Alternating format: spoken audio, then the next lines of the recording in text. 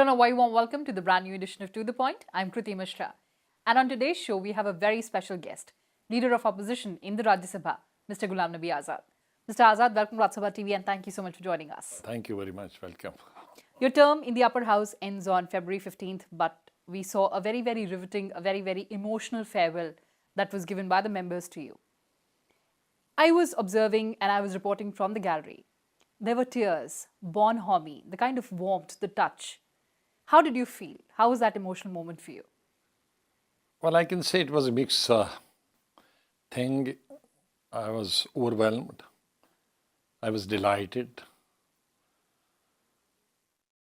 because a lot of words came from different quarters from where I didn't expect that. The words coming from the chair itself, from the chairman Rajya Sabha, and then followed by Honorable Prime Minister. Besides the emotional part, because that was totally related in different context. But the words he used, and then Sharad Pawar and BSP and Samajwadi, CPM, CPI, then AIDMK, DMK, apne AAP party, each political party, whether they belong to left or right or center, these are the three thinkings, people of broader thinkings in the parliament or in politics. So coming praise from all sides, it was a rare occasion, and I'm beholden to all of them. I'm thankful to all of them. A lot of people and a lot of leaders are there with whom I had an opportunity to work for decades together. But there were some leaders who have not seen me maybe in 80s or 90s and have seen me working with them or with their colleagues in 21st century. But the sentiments echoed, the positive echoed from all the corners. So I think that was something unusual, because over a period of 40 years I've seen so many farewells. But I didn't see this type of farewell. So I can say I was so happy. And all along I was feeling that we do so much of work.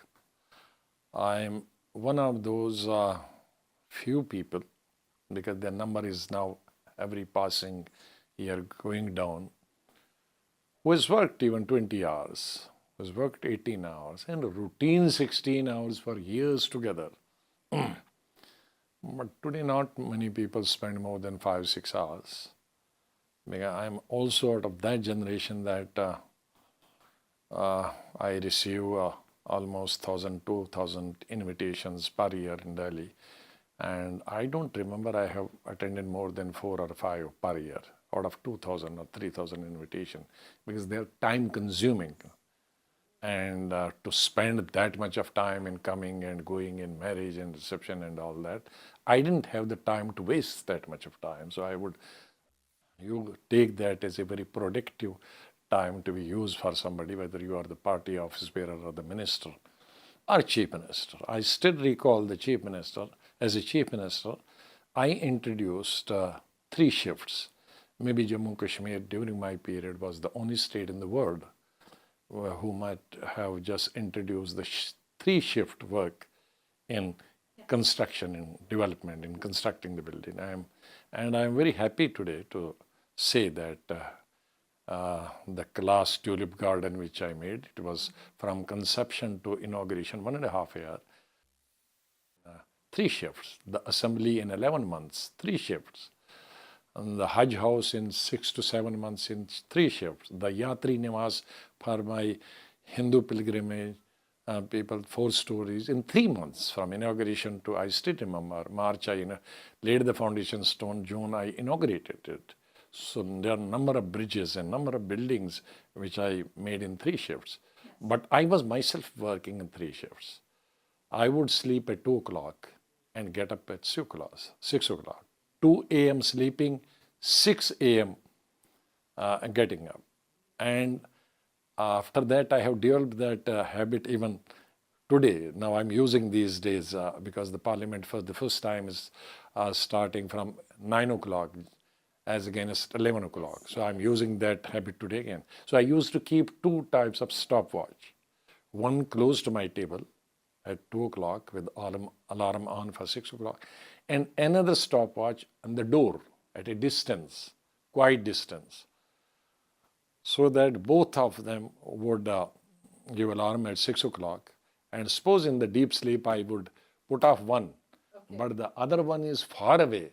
So I have to go to stop that stopwatch. By the time I go there and come back, then I'm fully awake. So there's no question of sleep. So this is because I myself was monitoring the work even 12 o'clock, 1 o'clock, 2 o'clock midnight. So it was not only the 3 shift for the workers or contractors, but 3 shift for me, myself also. So I was thinking that who knows about this, about my work? It's always, and you see so many people who do not work even. I have been General Secretary for states, Andhra, 1,500 public meetings in 1.5 years. And we came into power. Karnataka, 11 months, another 1,300 public meetings. Who knows? We came to power. But yesterday, I was overwhelmed, and I was happy that the people who registered this, that there were people who were watching me from a distance, not being in my party. They were watching me what I have been doing all along, the way they appreciated my work. So that was a great thing and great admiration for my work which I had done. Absolutely. And which I was thinking that I've done so much and nobody knows. And you were So extremely ultimately, overwhelmed. at the Yes. end of when you do something, you want some appreciation. You want some recognition. So when this recognition came, of course, my Congress president has written a long letter to me and appreciated all these things, my work as a minister, as general secretary, as leader of opposition. But that's within the party.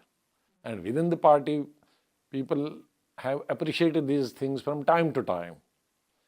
But appreciation getting and recognition getting from across the board, from different political parties and from leaders of opponents, opposition parties, that is something which I'm very happy. So you were extremely overwhelmed, and that was there for all of us to see. But you talked about chairman. Now, Chairman Mr. Venkaiah Naidu's focus has been on enhancing the productivity of the House. In fact, during 2020, Rajya Sabha registered the highest productivity in the last 11 years. He also reaches out to the floor leaders, to the party leaders. You've worked very, very closely with him. How has been your experience? No, because I personally believe, because I was Parliamentary Affairs Minister with 3 Prime Ministers, Rajiv Gandhi initially, and then full 5 years with Narasimha Rao as Cabinet Minister from 91 to 96, and then UP 2 years, first 2 years before I became the Chief Minister. But I would like to cite, during Rajivji's time, we have an overwhelming majority, so there was not much to do because we had the numbers 413, 14 members.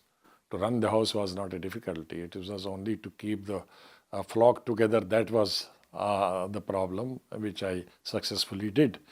But during Narasimha Rao's time, we were minus 20, 25 MPs, and we didn't have neither coalition nor UP-like thing.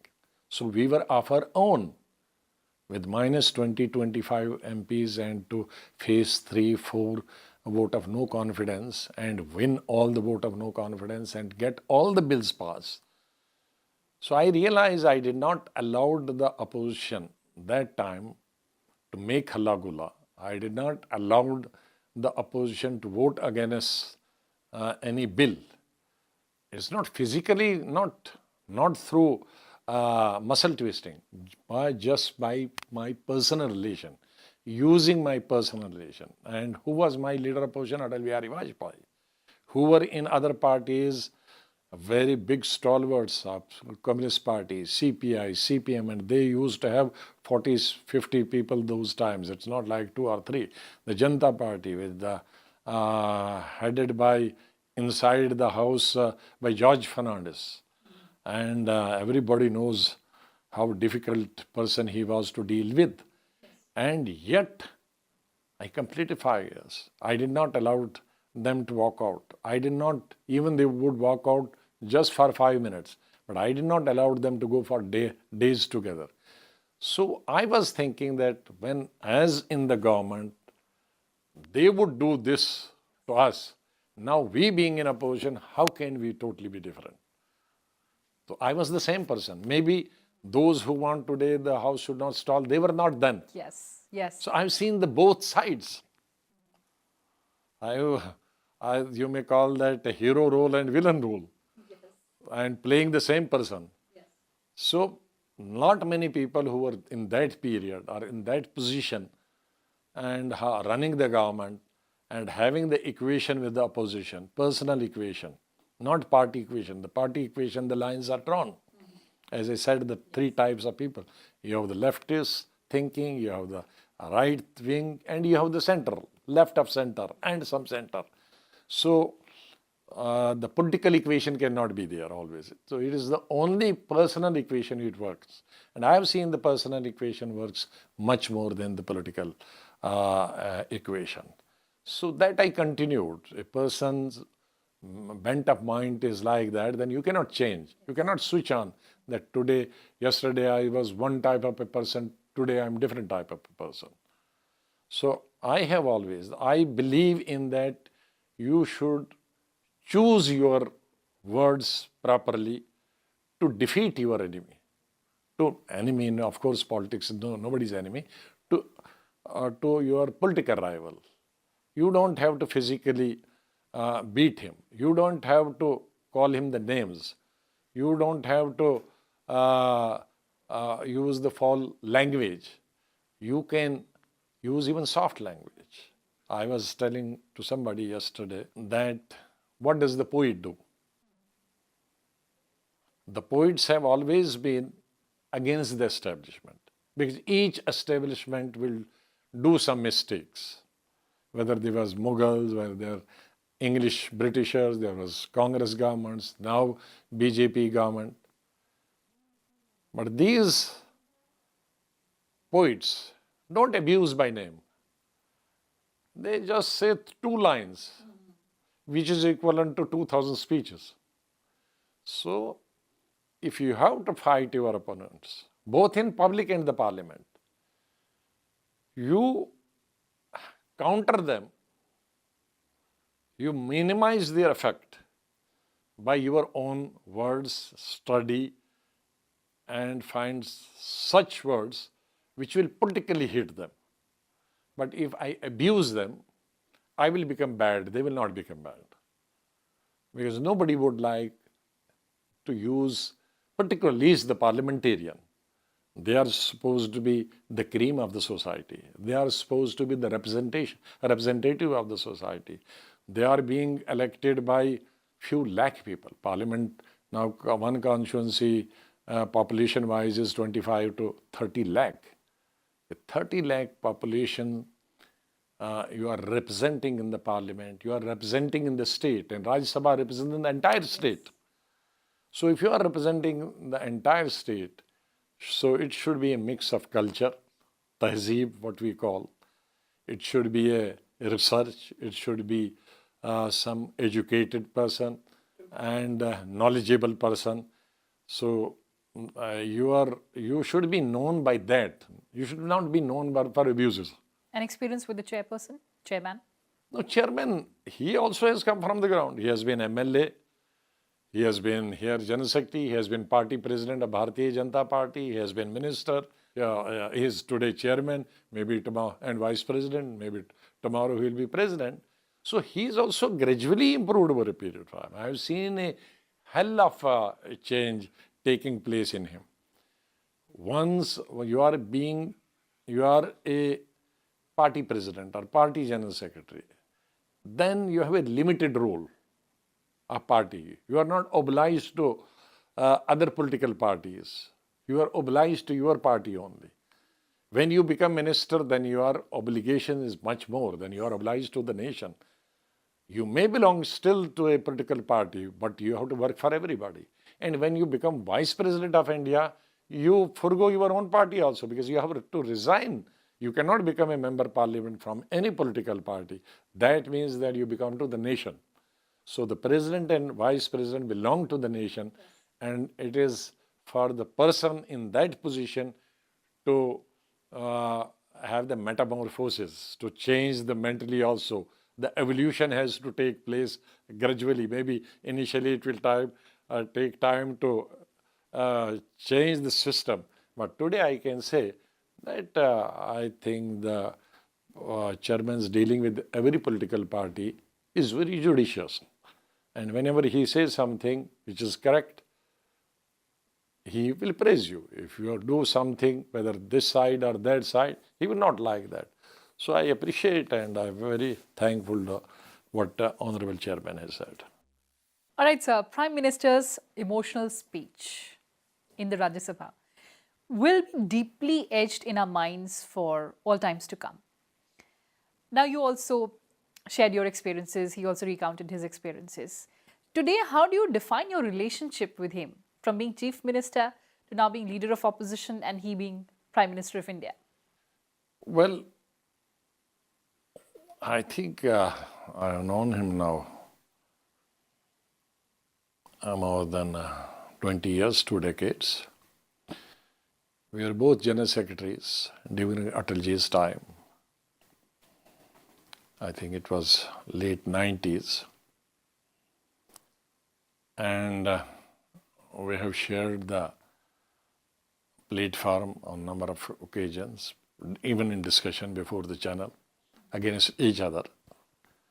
But once the discussion was over, again we would meet together, like everybody does, even today. Then we were both Chief Minister together. We would meet as Chief Minister, then as LOP and as Prime Minister. Both are hardcore party loyalist. Prime Minister has hardcore BJP loyalist. I am hardcore Congress loyalist. So I think as far as the politics is concerned, we are North Pole, South Pole. But as human being, we are all one. The human flesh is same. The human blood is same. The human compassion is same. The human love and affection is same. So there may be so many things coming in the way, but when you see a human being as a human being, those things do not come. Honorable Prime Minister, during 6 years, for the past 6 years, whenever there has been a discussion on President's motion of thanks, I have spoken against the Prime Minister and his policy, against his policies for more than 1 hour, and very hard hitting. But he was never offended. But that was against his policies, not against his person. You have seen as anchor and as who has been in the Rajya Sabha, and that I do not think I have missed any occasion when I did not hit this government. Wrong policies, wrong programs, and even Prime Minister. But he was never offended. Never. Even when next time we would meet, even when Prime Minister would move around and come to all the seats, including my seat. So we used to shake hand and then sit in chairman's office and then again have tea there, chit chat. So that is the political, that everybody expects us. That even Prime Minister also expected that I am not going to speak for him. I am not going to speak for his policies. I am not going to speak for BJP I have to criticize where I can, which are worth criticizing. So that understanding is very important. I have been a minister, so I have been criticized. But while replying, that criticism never took any place in my heart because that was the policy. Maybe I must have done wrong policy, wrong thing.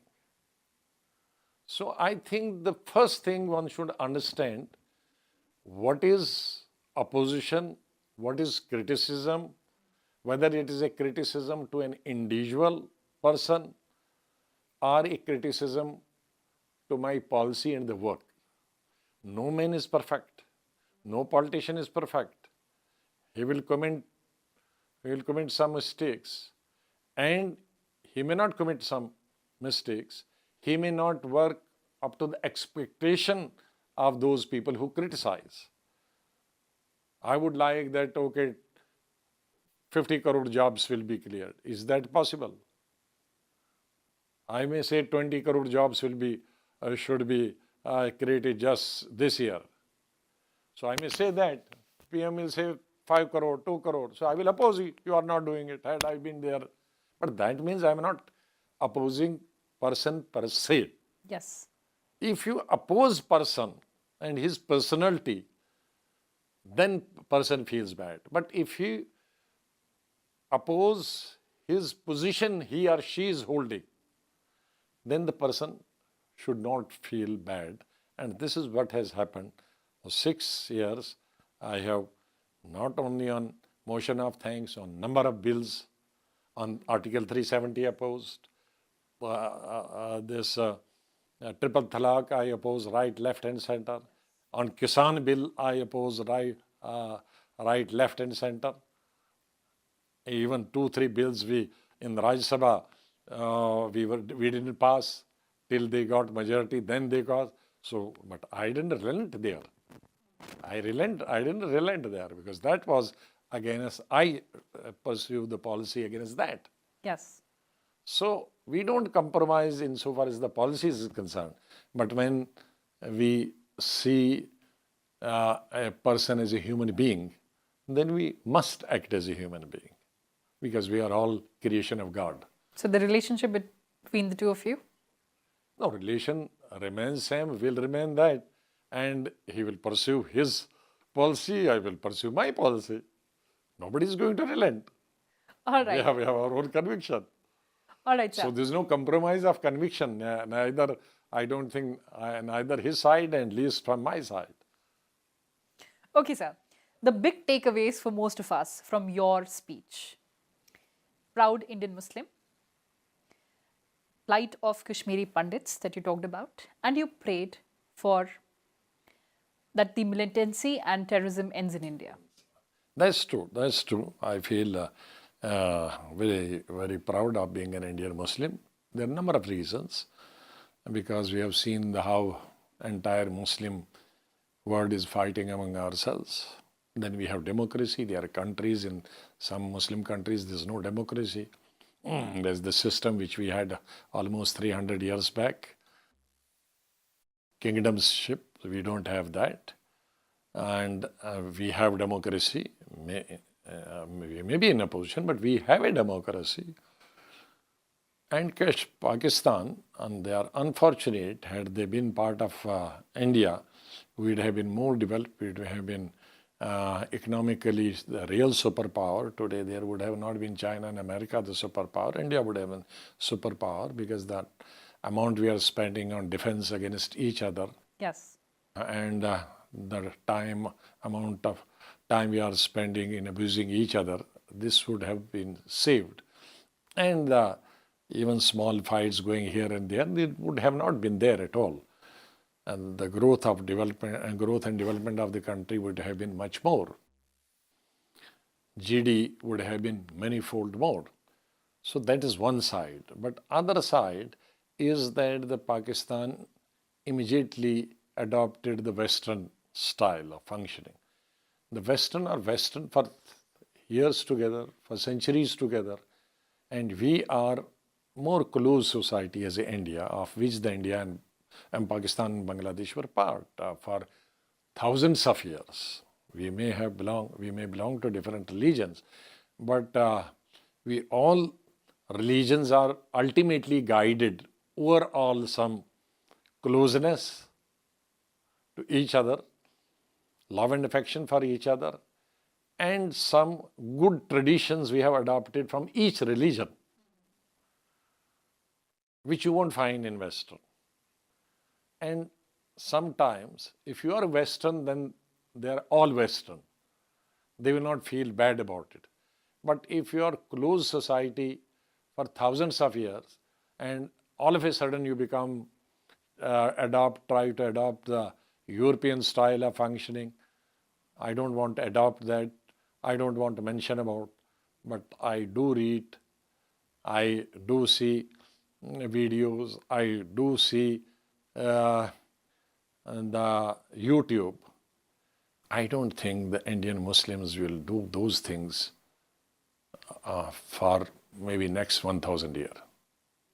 We are still God-fearing. We are still very close society where we have respect. Husband has respect for wife. Wife has respect for husband. They have respect for relations, their parents.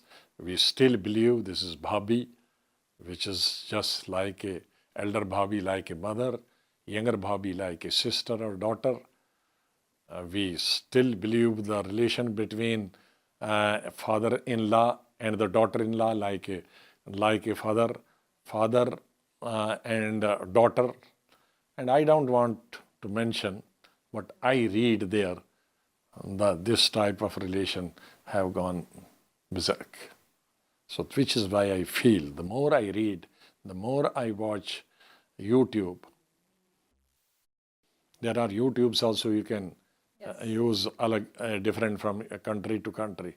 I cannot watch.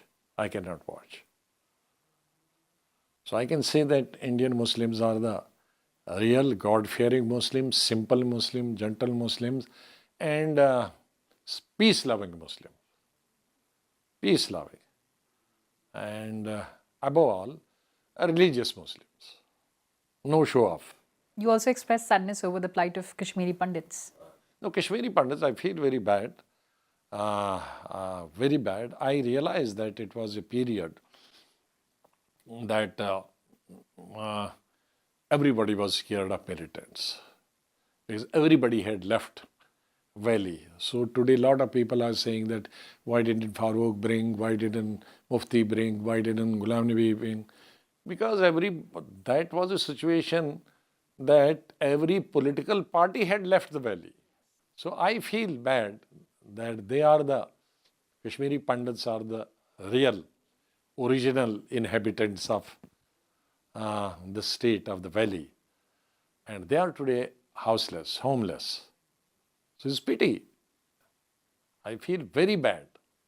That share was for them only. For Ashana tha, chota tha, lekin Ashana to tha. Lastly, sir, speculation is rife about your next move. As chairman said, that retirement is not a full stop, it's a comma. What are your future plans? You know, how many MPs and MLAs are there in the country? 5,600 maximum. Maximum. MPs, Rajya Sabha, Lok Sabha, Assembly, Council. What is the population? 1.3 billion. Yes. So what are these 1.3 billion people doing?